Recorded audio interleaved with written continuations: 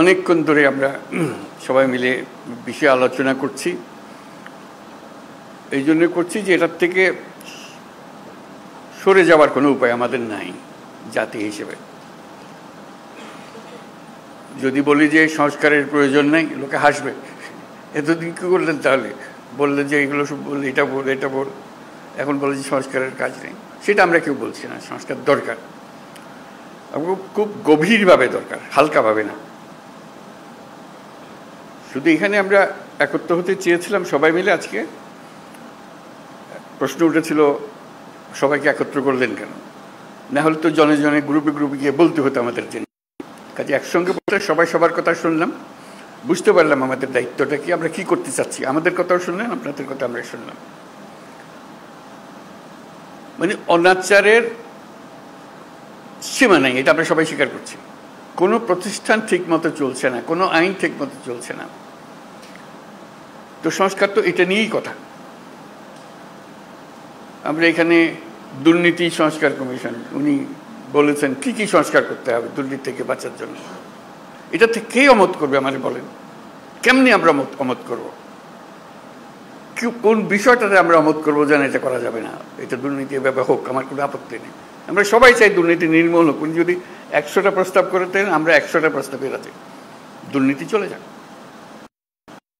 সে কথাটা আপনাদের মাধ্যমে আসতে চাচ্ছি এই জন্য যে আপনারাই দেশের রাজনৈতিক দল, আপনাদের দেশের রাজনৈতিক নেতৃবৃন্দ, আপনাদের কাছ থেকে আসলে কাজটা সহজ হয়ে যায়। আমরা একমত হয়ে গেছি এর মধ্যে। এখানে পাতা উল্টালে দ্বিমত আবার খুব বেশি জায়গা পাবেন না। ছোটোখাটো দিয়ে একটা পরিবর্তন করতে পারেন হয়তো, না হলে তো দুর্নীতি থেকে বাঁচতে হবে। সেটা বলতে গিয়ে কি এমন কথা আমি বলবো যেটাতে আমাকে সাংঘাতিক আপত্তি থাকবে? কাজেই আপত্তি থাকলে সেটা সংশোধন করা যাবে। এটা উনি বলেছেন বলে যে আমাদের, ওনারা কমিশন বলেছেন বলে যে আমাদের একেবারে হুবহু নিতে হবে তারও কোনো কারণ নেই। কাজেই সংস্কার থেকে আমাদের কোনো বাঁচোয়া নেই এবং সেটা গভীরভাবে হতে হবে। আমরা সেটাতে একতাবদ্ধ, এটি হলো বিষয়টা জানানো করা। এখন কাজটা কীভাবে হবে? আমরা বলছি রেজাল্টটা কী পেতে চাই, সেটা বললেই কথাটা পরিষ্কার হয়ে যাবে।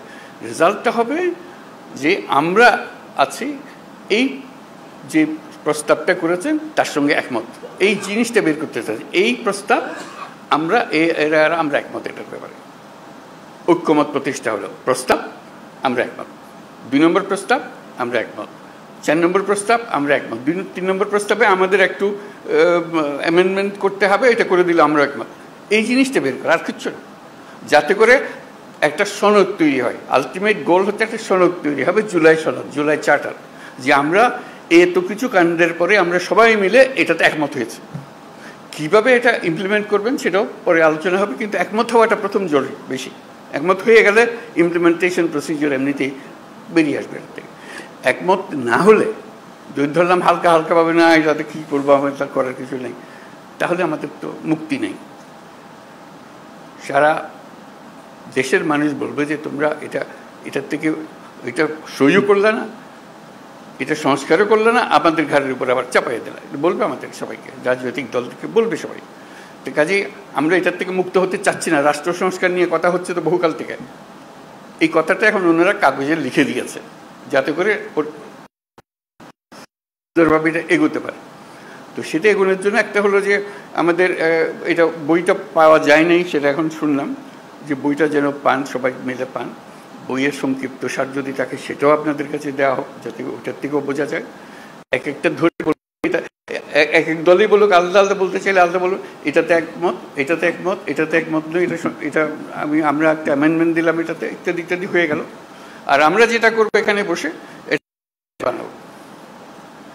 আপনারা কোন দল কোনটা ইয়েস বলছেন আমরা রাজি, কোন দল নো বলছেন আমরা রাজি না, কোন দল বলছে আমরা সংস্কার রাজি, আমরা সবাই ওয়েবসাইটে দিয়ে দেবো। দেশের যে কোনো মানুষ দেখতে পাবে কোন বিষয়ের প্রতি তার সম্মতি আছে, কোন বিষয়ের প্রতি মানুষের সম্মতি নাই।